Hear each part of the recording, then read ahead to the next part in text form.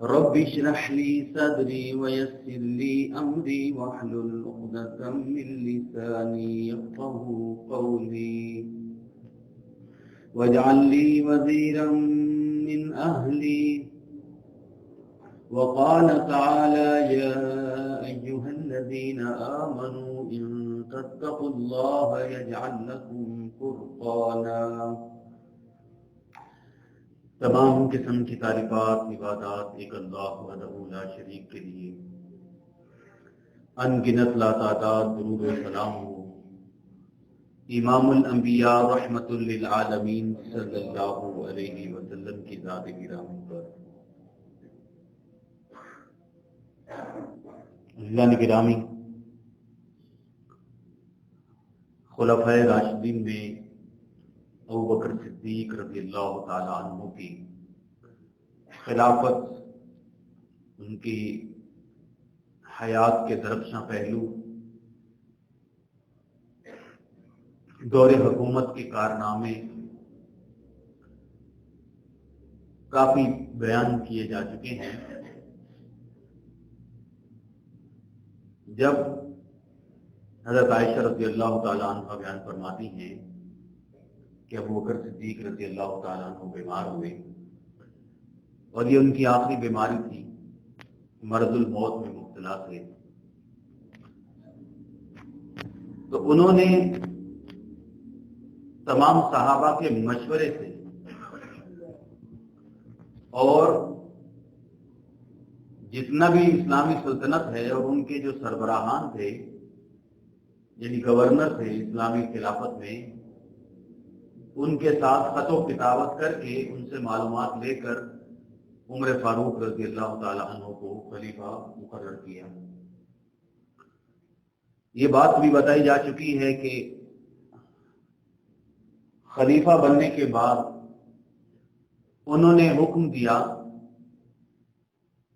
کہ جب سے میں حکومت سنبھالی اور آج عمر فاروق رضی اللہ تعالیٰ عنہ کو خلیفہ بنایا جا رہا ہے، اتنے عرصے میں مجھے کتنی تنخواہ دی گئی۔ تنخواہ کا معاملہ بھی بڑا عجیب ہے۔ ہوا یہ کہ جب ابوبکر صدیق رضی اللہ تعالیٰ عنہ کو خلافت ملی تو اگلے دن انہوں نے جو بھی وہ تجارت کیا کرتے تھے، کپڑے کی تجارت، اپنا کپڑا لیا اور بازار میں چلے گئے۔ عمر فاروق رضی اللہ تعالیٰ عنہ نے خلیفہ کو روک دیا اور کہا کہ اگر آپ بازار میں بیٹھ کے تجارت کریں گے تو مسلمانوں کے معاملات کون چلائے گا سارا دن؟ لہذا آپ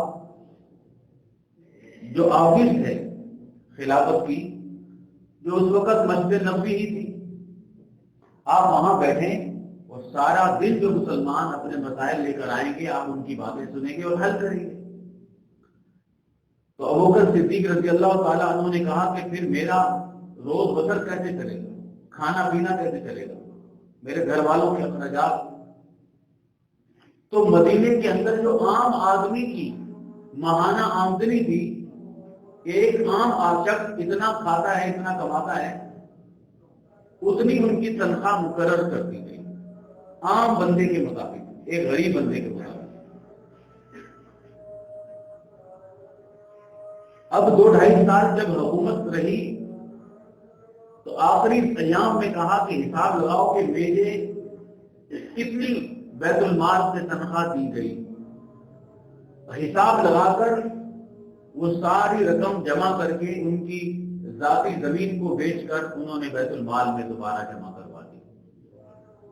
آخری دن میں یہ کہا میرے گھر میں سامان دیکھو، تو غلام تھا، مشکیزے تھے، ان کا بستر تھا، ان کے 2 پیالے تھے، وہ سامان بھی انہوں نے عمر فاروق رضی اللہ تعالیٰ عنہ کے پاس بھیج دیا کہ بھائی اب سے ذمہ داری مسلمانوں کی تم سنبھالو۔ تو سیرت نگار سارے کے سارے ایک ہی بات بیان کرتے ہیں کہ عمر فاروق رضی اللہ تعالیٰ عنہ نے جب وہ سامان دیکھا تو رونے لگ گئے، اور جب یہ انہوں نے حالت دیکھی تو وہ رونے لگ گئے، اور انہوں نے یہ عمل دیکھا کہ دور حکومت میں کتنا کمایا وہ آخری دن جمع کروا رہے ہیں تو رونے لگ گئے اور کہنے لگے لقد اتعب منه بعده تعبا شدیدا۔ ابو بکر نے بعد میں آنے والے حکمرانوں کو شدید مشکل میں ڈال دیا۔ اب ہم اس طرح کیسے عمل کریں گے، ان کی سنت پر کیسے عمل کریں گے؟ ابو بکر صدیق رضی اللہ تعالیٰ عنہ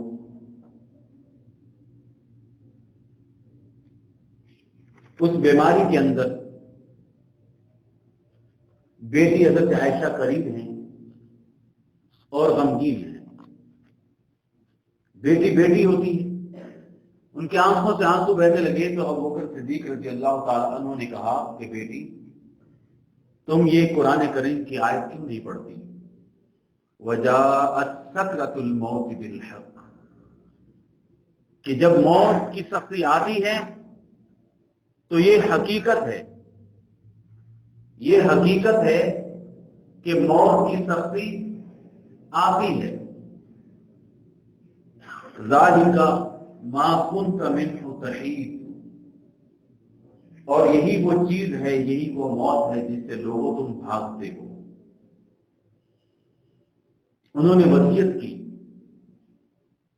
کہ میرے مرنے کے بعد مجھے انہی پرانے کپڑوں کے اندر دفن کیا جائے گا۔ انہوں نے وصیت کی کہ میرے مرنے کے بعد ان کی بیوی اسماء بنت امیس ان کو غسل دیں گی اور کفن دیں گی۔ ان کے انتقال کے بعد آپ کی بیوی اسماء بنت امیس جن کا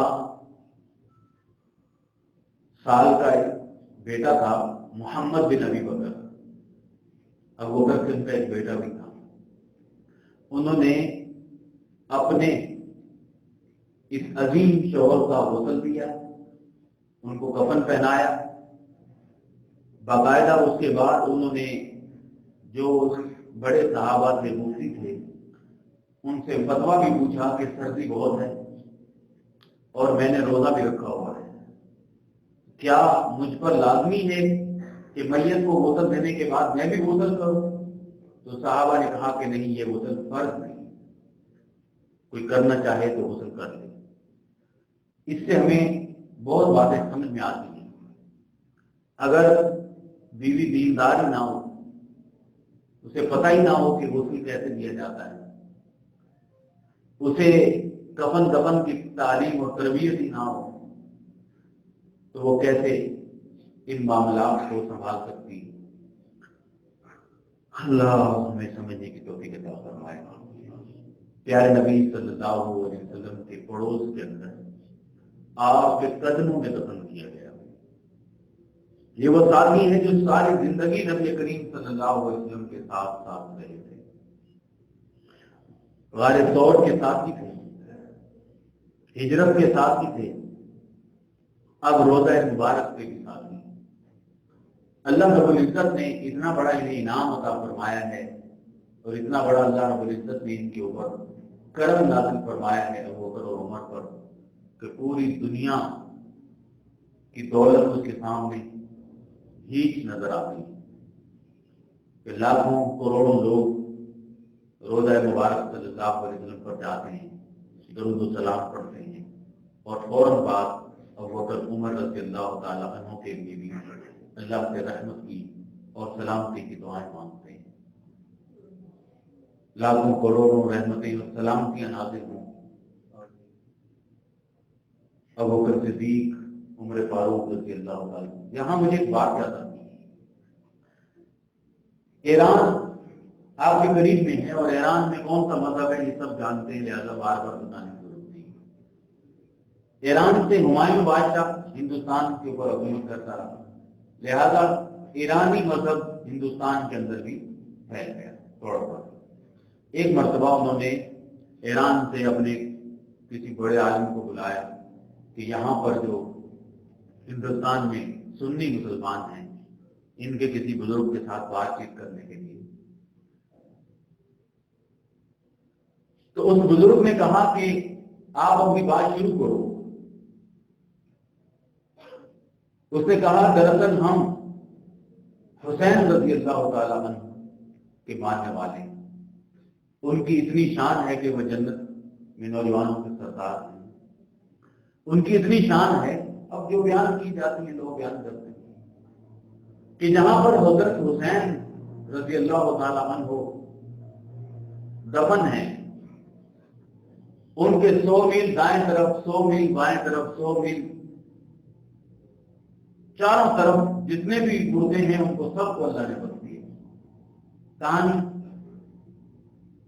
تو اس بزرگ عالم دین نے کہا کہ دیکھو اب سوچو، حضرت حسین رضی اللہ تعالی عنہ کو یہ فضیلت اور یہ شان کیوں ملی؟ اس لیے کہ وہ امام الانبیاء رحمۃ للعالمین صلی اللہ علیہ وسلم کے نواسے ہیں، آپ کی آل سے، اسی لیے ملی نا. اس نے کہا جی ہاں. اب آپ بتاؤ کہ جہاں رحمت للعالمین صلی اللہ علیہ وسلم کا روضہ مبارک ہو اور ان کے 10 فٹ کے فاصلے کے اندر جو شخصیات آرام کر رہی ہیں، ان کو تم برے الفاظ سے یاد کرتے ہو، ان کو تم لعنت کرتے ہو، انہیں اللہ تعالیٰ نہیں بخشے گا، عقل نہیں تمام کام کرتے. یہ اللہ رب العزت کا اتنا بڑا احسان اور اکرام ہے. اللہ ہمیں سمجھنے کی توفیق عطا فرمائے. بڑے عالم تھے ابوبکر صدیق رضی اللہ تعالیٰ عنہ. احادیث کی کتابوں میں 42 حدیثیں ان کی لکھی جاتی ہیں. ان کی فضیلت میں بھی نبی کریم صلی اللہ علیہ وسلم کے بے شمار فرامین موجود ہیں. صحیح ترین احادیث کا خلاصہ یہ ہے کہ رسول اللہ صلی اللہ علیہ وسلم نے فرمایا کہ حوض کوثر پر میرے ساتھ ابوبکر صدیق رضی اللہ تعالیٰ عنہ کھڑے ہوں گے. جن 10 صحابہ کو جنتی قرار دیا گیا ان میں پہلا نام ابوبکر صدیق رضی اللہ تعالیٰ عنہ. غریبوں محتاجوں کی بہت خدمت کیا کرتے تھے. فکر آخرت کا یہ عالم تھا کہ اپنے انجام کو، اپنی قبر کو یاد کر کے رونے لگ جاتے اور کہتے کاش کہ میں ایک درخت ہوتا جسے کاٹ دیا جاتا اور جلا دیا جاتا. ایک مرتبہ ان کے غلام نے عمدہ کھانا پکایا. کھانا کھانے کے بعد غلام نے عرض کی اے خلیفۃ المسلمین، آپ کو پتہ ہے یہ کھانا میں نے کہاں سے پکایا؟ دراصل میں زمانہ جاہلیت کے اندر جنتر منتر جانتا تھا. میں نے کسی کا ان منتروں کے ذریعے علاج کیا تھا. اس کی رقم آج اس نے مجھے دی، اس کا انعام دیا مجھے. میں نے کہا چلو کوئی عمدہ کھانا پکا لیا جائے. حالانکہ وہ ماضی کی چیز تھی. اب یہ غلام نے ان کو تحفہ دیا ہے، ان کے لیے حرام نہیں تھا، لیکن اللہ سے ڈرتے تھے.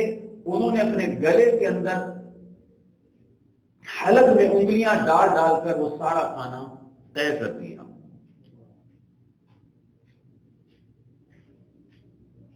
ان کی نصیحتیں،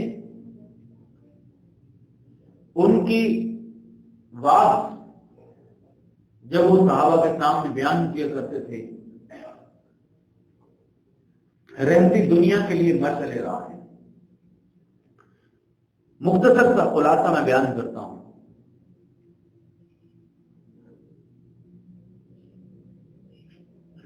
اکثر وہ فرمایا کرتے تھے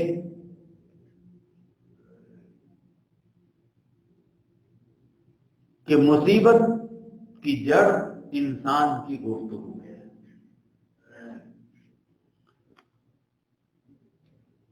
مصیبت کی جڑ انسان کی گفتگو ہے. عظمت کی پہچان یہ ہے کہ آدمی زیادہ باتیں نہ کرے. سچائی امانت اور جھوٹ بدبیانتی ہے. وہ فرمایا کرتے تھے کہ کسی بھی مسلمان کو حقیر نہ سمجھا کرو، کمتر نہ سمجھا کرو. زبان کی بنیاد پر، رنگ کی بنیاد پر، نسل کی بنیاد پر، پیسے کی بنیاد پر.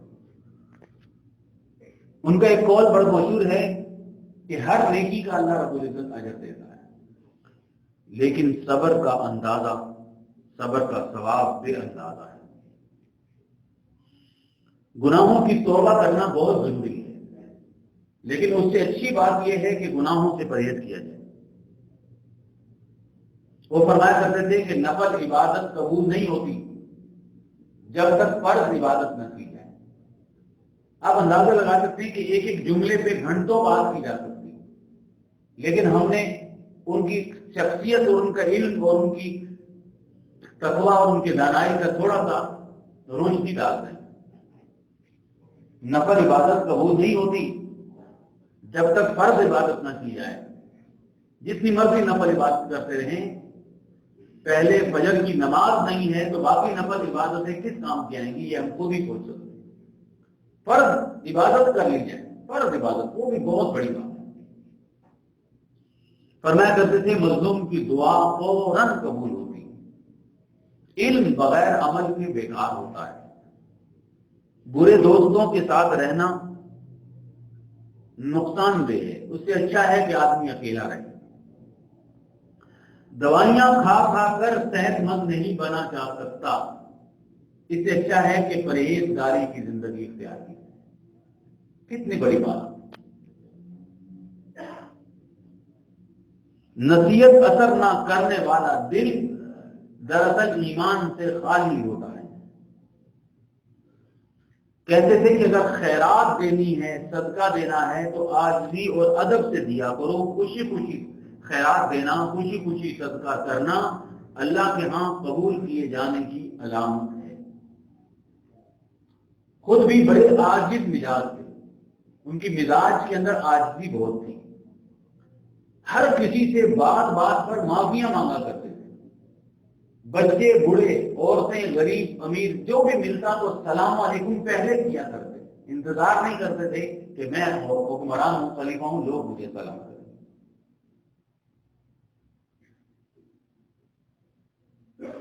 کئی بڑی عورتیں انہیں اپنے گھر بلاتی تھی، وہ ان کی خدمت کیا کرتے تھے، ان کی بکریوں کا دودھ نکال دیا کرتے تھے۔ مزاج کی بات کی جا رہی ہے۔ جب خلیفہ بن گئے تو لوگ سمجھے کہ اب تو یہ کام نہیں کریں گے، لیکن وقت نکال کر وہ بڑی عورتوں کی خدمت کر دیا کرتے تھے۔ پیارے نبی صلی اللہ علیہ وسلم کی خادمہ ام ایمن بوڑھی ہو چکی تھی، گالے بگالے ان کی خدمت میں جاتے۔ ام ایمن نبی کریم صلی اللہ علیہ وسلم کو یاد کر کے رونے لگ جاتی، ان کے ساتھ ابو بکر صدیق رضی اللہ تعالیٰ عنہ بھی رونے لگ جاتے۔ وہ فرمایا کرتے تھے ہر کام کرتے وقت یاد رکھو کہ اللہ تمہیں دیکھ رہا ہے۔ بڑائی عظمت پرہیزگاری میں ہے، عزت عاجزی میں ہے۔ بھائی بھائی بن کے رہا کرو، اللہ نے یہی حکم دیا ہے، آپس میں حسد اور کینہ اور بغض نہ کیا کرو۔ یہ ہماری سماجی برائیاں ہیں اور ہمارے دلوں کو کے اندر کوٹ کوٹ کے بھری ہوئی ہیں، حسد بغض کینہ نفرت ایک دوسرے کے ساتھ۔ وہ فرمایا کرتے تھے کہ جہاد کو اگر مسلمانوں تم ترک کر دو گے، چھوڑ دو گے تو بدلے میں ذلت اور رسوائی ملے گی۔ اس قول کے اندر نقشہ ہے آج کی پوری امت مسلمان۔ اس قول کے اندر جب تک مسلمانوں نے جہاد کو اپنایا، ابوبکر صدیق کے دور میں علاقے فتح ہونے لگ گئے تھے، عمر فاروق کے دور میں ایران، شام، عراق، پھر آگے فلسطین، اسرائیل، جو اب اسرائیل ہے، بیت المقدس، سب فتح ہو گئے۔ روس کی سلطنتیں، ایک جہاد چل رہا ہے، اسلام پھیل رہا ہے۔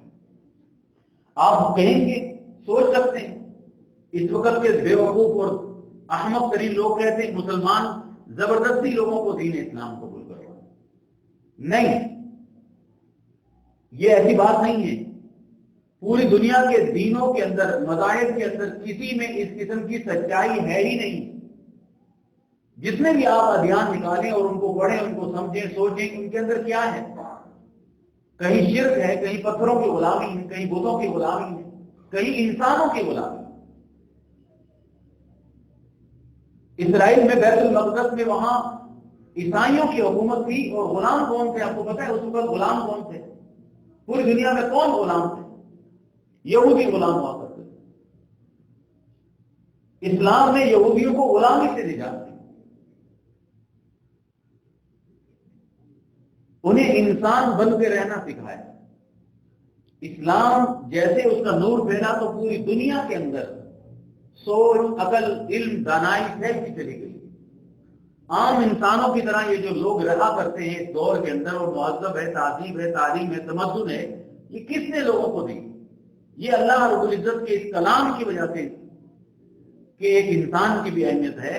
آپ کو پتا ہے ہندوستان کے اندر جب مسلمان نہیں تھے، مسلمان آئے نہیں تھے، تو کیا یہ انسان بنتے تھے؟ یہاں پر ایک عورت کا اگر شوہر فوت ہو جاتا تو اس عورت کو بھی اس کے ساتھ آگ میں جلا دیتے، یہ انسان تھے۔ کس نے یہ بات ختم کی؟ شیر شاہ سوری نے، آकर افغانستان، تو اس نے ان ہندوؤں کو انسان بننا سکھایا اسلام۔ ایسے ہی پوری دنیا کی حالت ہے، میں تفصیل میں نہیں جاتا۔ ابوبکر صدیق رضی اللہ تعالیٰ نے فرمایا جب جہاد چھوڑ دو گے تو تمہیں ضلالت ملے گی، ضلالت ملے گی۔ آج کا پتہ ہے، اس وقت آج کی حالت کا پتہ ہے مسلمانوں کے ساتھ کیا ہو؟ جو مسلمان ہیں جنہوں نے اپنا ملک اسلام کے نام پہ حاصل کیا تھا، جنہوں نے یہ کہا تھا کہ لا الہ کا مطلب کیا، پاکستان کا مطلب کیا، لا الہ الا اللہ، یعنی اللہ کے دین کے لیے دنیا کے اندر مذہب کے نام پر صرف دو حکومتیں اس وقت، دو ملک ہیں، ایک اسرائیل اور ایک پاکستان۔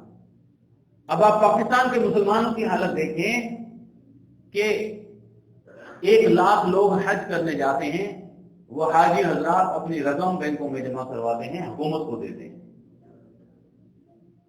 ہماری اسلامی حکومت اس سے سود لیتی ہے، 5 ارب روپے سود کے حاصل کر کے انہی حاجیوں کی خدمت پر خرچ کرتی ہے۔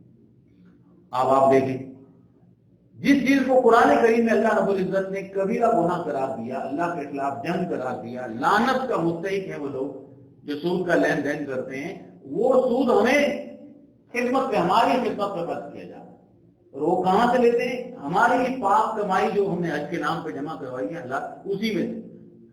ایک تو بات یہ ہے کہ پیارے نبی صلی اللہ علیہ وسلم نے فرمایا تھا قیامت کے قریب سود عام ہو جائے گا، جو سود لے گا، دے گا، کھائے گا، پیے گا وہ تو ہے، لیکن جو لوگ بچیں گے وہ بھی سود کے دھوئیں سے بچ نہیں سکتے۔ سود کی آگ اور سود کا دھواں اب ہر گھر کے اندر، ہر جگہ کے اندر گھستا چلا جا رہا ہے۔ کئی مجبوریاں بھی بنتی چلی جا رہی ہیں، اس کے بعد کچھ کر ہی نہیں سکتے۔ اللہ ہمیں معاف فرمائے، اللہ ہمیں معاف فرمائے۔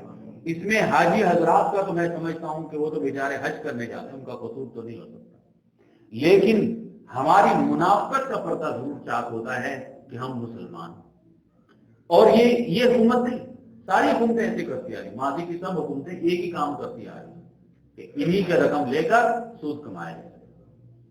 ٹھیک ہے، یہ تو مسلمان۔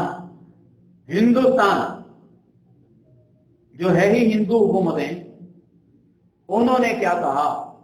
انہوں نے ہمیں مسلمانوں کو کھینچ کے تماچا مارا اور بتایا کہ تم مسلمان ہو، تم ہمارے ساتھ نہیں ہو، تم ہم سے الگ ہو۔ جس کی محبت میں ہماری نوجوان نسل مری جاتی ہے گلے لگا لگا کر، ان کے اداکاروں کو، ان کے فنکاروں کو، ہندوؤں کو، سکھوں کو، انہوں نے اپنی اسمبلی میں بل پاس کر کے کہا کہ نہیں، مسلمان الگ ہیں۔ سوچیں،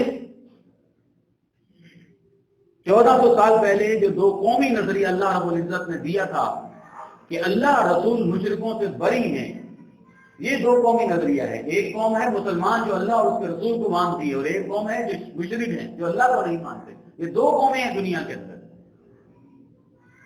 لیکن سیکولرزم کے نام پر، سیاست کے نام پر، محبت اور بھائی چارے کے نام پر کہا کہ نہیں جی نہیں، ہم زبان ہیں۔ اب آپ دیکھیں 16 دسمبر آنے والا ہے، پاکستان 2 ٹکڑے ہوا، کس بنیاد کے اوپر؟ زبان کے اوپر، کہ ہم بنگالی بولنے والے ہیں، اب بنگالی بولنے والا ہندو، بنگالی بولنے والا مسلمان ایک قوم ہے۔ صحیح ہے بات سمجھائی؟ بنگالی بولنے والا ہندو، بنگالی بولنے والا مسلمان ایک قوم ہے، کیونکہ بنگالی زبان 5000 سال سے آئی ہے، مسلمان تو ابھی 1400 سال سے آئے ہیں، لہذا ہم مسلمان نہیں، ہم پہلے بنگالی ہیں۔ آج ہندوستان کی حکومت نے بنگالیوں کو الگ کر دیا کہ نہیں، بنگالی بولنے والا ہندوستان کی شہریت لے سکتا ہے، بنگالی بولنے والا مسلمان ہندوستان کی شہریت نہیں لے سکتا۔ بنگالی بولنے والا سندھی بولنے والا جو ہندو ہے وہ ہندوستان میں آ سکتا ہے، سندھی بولنے والا ہندو مسلمان جو ہے نا، وہ چاہے وہ سندھی بولتا ہو، رشتہ دار کیوں نہ ہو، لیکن نہیں کہ مسلمان الگ ہو۔ پنجابی ہم، اگر وہ ہندو ہے تو ہندوستان کی شہریت لے سکتا ہے، سکھ ہے، سکھ بھی ہندوؤں کا ایک حصہ ہے، اور اگر وہ پنجابی بولتا ہے، مسلمان ہے، تو وہ ہندوستان کی شہریت نہیں لے سکتا۔ اردو بولنے والا ہندو آ جائے، اردو بولنے والا مسلمان یہاں کی شہریت نہیں لے سکتا۔ تو یہ سب بندی کی جا رہی ہے اس جنگ کی طرف، اس قیامت کی نشانی کی طرف جس طرح نبی صلی اللہ علیہ وسلم نے اشارہ فرمایا کہ مسلمان اور ہندوؤں کی جنگ ہوگی۔ کیسے جنگ ہوگی بھائی؟ ہندوستان میں تو مسلمان بھی ہیں، لہذا آج انہوں نے بتا دیا کہ بھائی تم اگر باہر سے آئے ہو، مسلمان ہو، شہریت حاصل نہیں کر سکتے ہندوستان کی، کیونکہ یہ ہندو کنٹری، وہاں کی جو سیکولر سیاست ہے اس کا منافقت کا بھی پردہ چاک کر دیا۔ اور اس بات کو وہ دکھی نہیں، ہم خوش ہیں، کیونکہ ہم چاہتے ہیں کہ ہم ہندوستان میں، ہم ہندوؤں سے الگ ہیں، ہم ہندوؤں سے الگ ہیں بھائی، ہم ان کے ساتھ رہ کر کیسے زندگی گزار سکتے ہیں؟ مسلمان ملکوں کی ہمیشہ سے یہ خصلت رہی ہے کہ بھائی یہاں پر غیر مذہب ماننے والوں کو عزت و احترام دیا جاتا ہے، لیکن یہ کسی عیسائی اور کسی ہندو قوم کے اندر اتنی ضرورت نہیں ہوتی کہ وہ مسلمانوں کے ساتھ اس قسم کا سلوک کریں جو مسلمان کرتے چلے آئے۔ یہ ساری بات کیا ہے؟ جب مسلمان جہاد چھوڑ دیں گے تو بدلے میں ضلالت ملے گی، بدلے میں ضلالت جیسے جیسے جہاد چھوڑتے چلے گئے ملتی چلی گئی، اور کبھی بھی غیر مسلم قوم، چاہے وہ عیسائی ہو، چاہے وہ یہودی ہو، چاہے وہ ہندو ہو، کبھی بھی مسلمانوں کے خلاف فتح حاصل نہیں کر سکے، مسلمانوں کو نقصان نہیں پہنچا سکے، جب تک مسلمانوں کے اندر جو منافق ہیں انہوں نے مسلمانوں کو نقصان نہیں پہنچایا۔ دو قسم کے لوگ، ایک دنیا پرستی کرنے والے، دنیا سے محبت کرنے والے کہ ہماری معیشت ختم ہو جائے گی، ہماری زندگی ختم ہو جائے گی، ایک وہ لوگ جو جن کا کام ہی یہ تھا کہ وہ سازشی تھے اور ہمیشہ سے سازش کرتے چلے آ رہے تھے۔ آپ خلافت راشدہ کو سنیں گے غائب ہو گئے، عمر فاروق کے دور میں حضرت عمر کو شہید کیا گیا، حضرت عثمان رضی اللہ تعالیٰ عنہ کو شہید کیا گیا۔ وہ جو ایران سے سازش اٹھی جس نے یہ ساری تباہی کی، وہ سازش چلتی چلی گئی۔ مسلمانوں کی کمزور صحیح، نام نہاد صحیح ایک حکومت تھی پوری دنیا کے اندر، ایک خلافت تھی کم از کم بغداد کے اندر، اس کا نام اور اس کا عزت تھی۔ اس بغداد کی خلافت کو ہلاکو خان نے جب ختم کیا، آپ کو پتہ ہے کیا ہوا؟ اس خلیفہ کا وزیر اعظم ابن القمی ایرانی تھا، اور اس نے کہا کہ یہ حکومت دنیا سے ختم ہو جائے۔ کس طریقے سے؟ اس نے خلیفہ کو کہا کہ اتنی بڑی فوج رکھنے کی کیا ضرورت ہے؟ کوئی دنیا کے اندر ہے جس کی طاقت سے ہمارے اوپر حملہ کر سکے؟ فوج ختم کر دی۔ پھر ہلاکو خان کو کہا کہ اب بغداد میں فوج نہیں رہی، اب تم حملہ کر سکتے ہو۔ سازش، بغداد میں حملہ کیا گیا، ہلاکو خان نے خلیفہ کو مار دیا، مسلمانوں کو شہید کر دیا۔ بغداد عراق کے اندر، یہ جو بغداد کے اندر بہنے والی نہر ہے، نہر فرات، تاریخ لے والے لکھتے ہیں کہ وہ کئی دن لال رہی نہر مسلمانوں کے خون سے۔ کس کی سازش؟ اندر کی سازش۔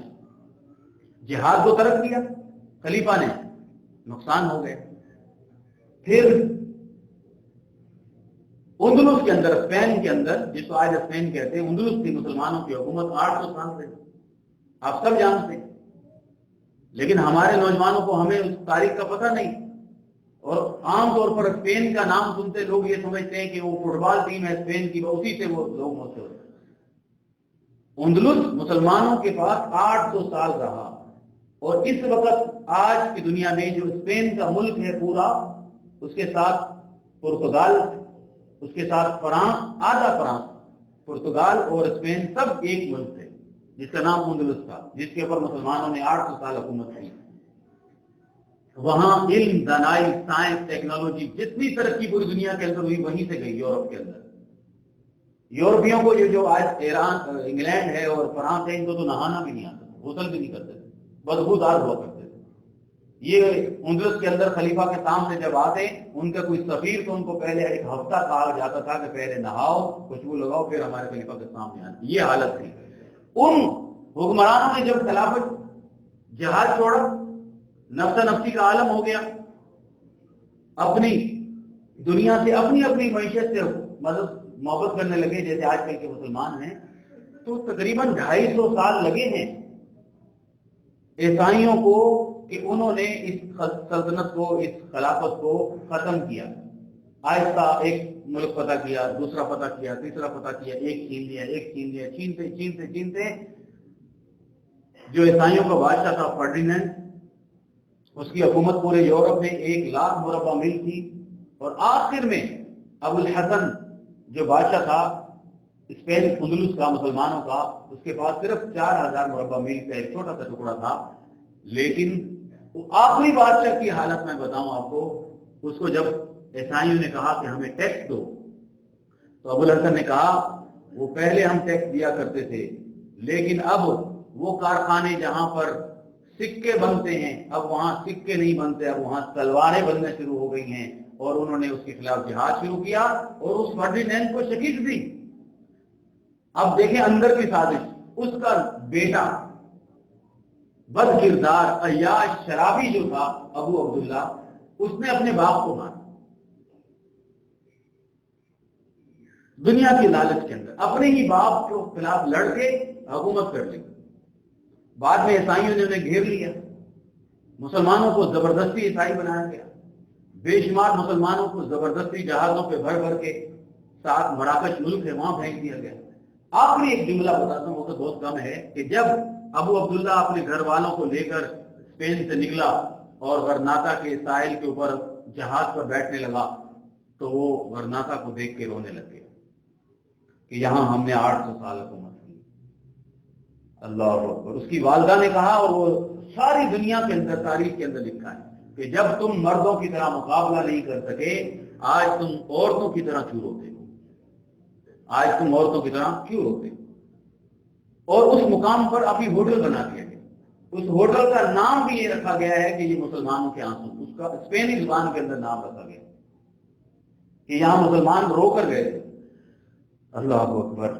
تو ابوبکر صدیق رضی اللہ تعالیٰ عنہ نے فرمایا کہ جب تم جہاد کو چھوڑ دو گے تو بدلے میں تمہیں ذلت ملے گی، رسوائی ملے گی.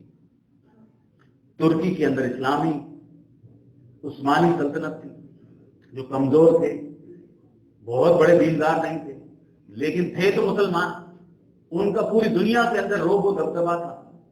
1923 کے اندر اسے بھی ٹکڑے ٹکڑے کر دیا گیا، اور اس کے اندر بھی اس کو تباہی و بربادی پہنچانے والے یہی ایرانی لوگ تھے.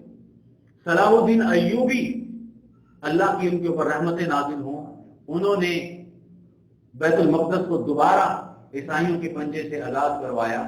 ان کو مارنے والے، ان کے خلاف سازشیں کرنے والے بھی ایرانی تھے. ہندوستان کے اندر کمزور سے، سادہ سے، بے دین ٹائپ کے حکمران تھے، لیکن تھے مسلمان. چل مسلمانوں کی حکومت تھی، نام کا مسلمانوں کا. اس حکومت کو بھی جب انگریزوں نے آ کے ختم کروایا تو بنگال کے اندر نواب سراج الدولہ، میسور کے اندر ٹیپو سلطان، ان دونوں کو اپنے ہی لوگوں نے، جن کا نام میر جعفر، میر سعادت تھا، یہ بھی ایرانی تھے، انہوں نے سازش کر کے ان کو شکست دلوائی اور تباہی اور بربادی کی. تو خلاصہ یہ نکلا کہ خلافت راشدہ کے اندر جو اسلام پھیلا پوری دنیا کے اندر، نور اور روشنی پھیلی، ان کو نقصان پہنچانے والے دو چیزیں ہیں.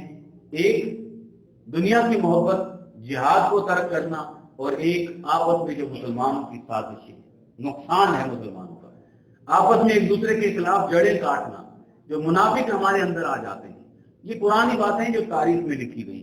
آپ آگے چلیں، قریب پچھلے 10 سالوں کے اندر آپ کو پتا ہے نا، عراق کے اندر امریکہ نے حملہ کیا اور مسلمانوں کی حکومت کو تباہ و برباد کر دیا. جیسے بھی تھے وہ بیچارے، تھے مسلمان. وہاں پر بھی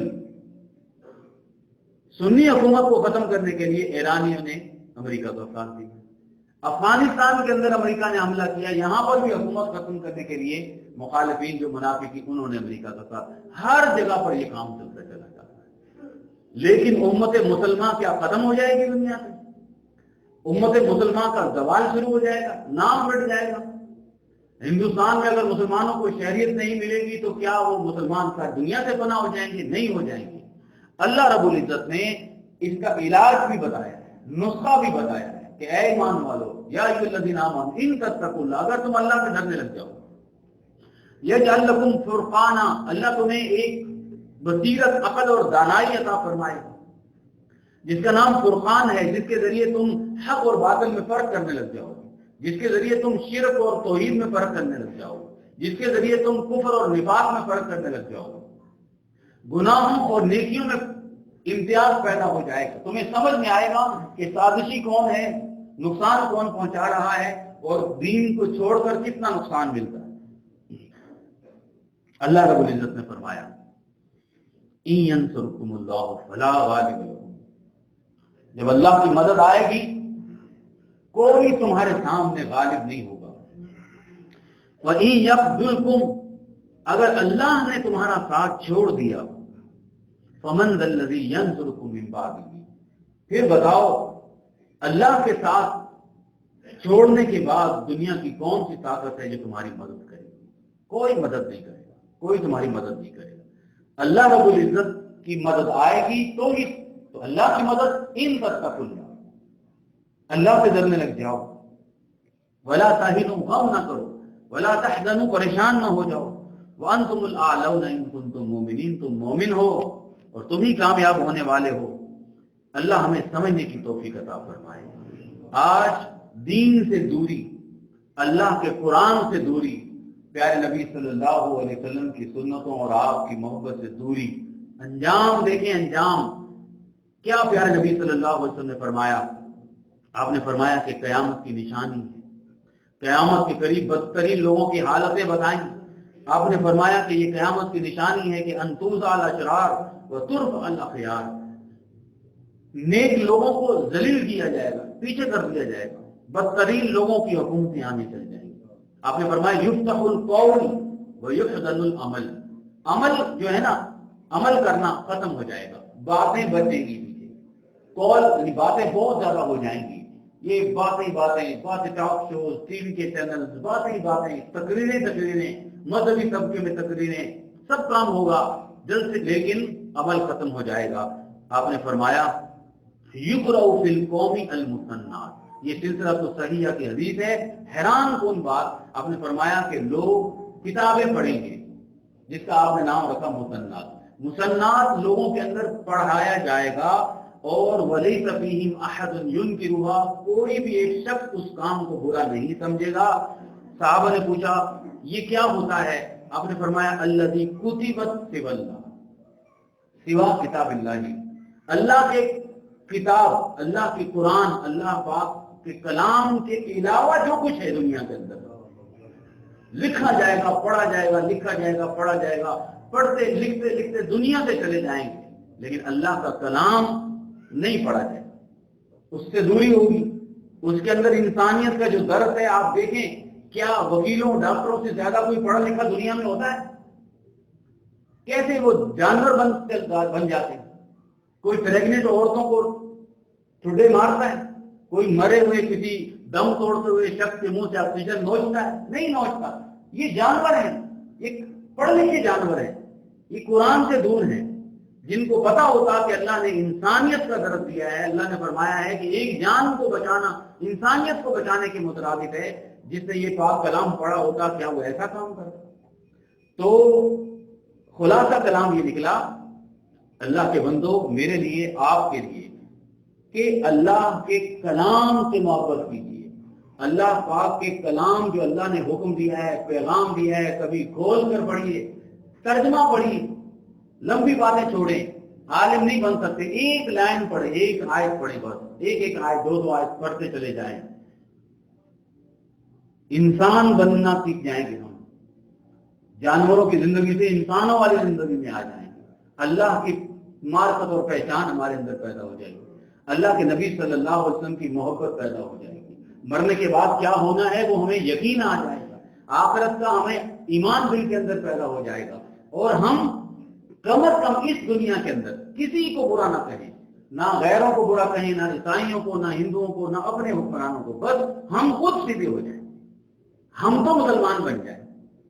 اللہ نے فرمایا ان تک اللہ، تم اگر اللہ سے ڈرنے لگ جاؤ گے، اللہ رب العزت تمہیں ایک نعمت عطا فرمائے گا جس کا نام فرقان ہے، جس کے ذریعے تم اپنی زندگی گزارنے لگ جاؤ گے، تمہیں بصیرت مل جائے گی، اندھے پن سے نجات مل جائے گی۔ اللہ رب العزت مجھے، آپ کو، ہم سب کو سمجھنے کی توفیق عطا فرمائے۔ وآخر دعوانا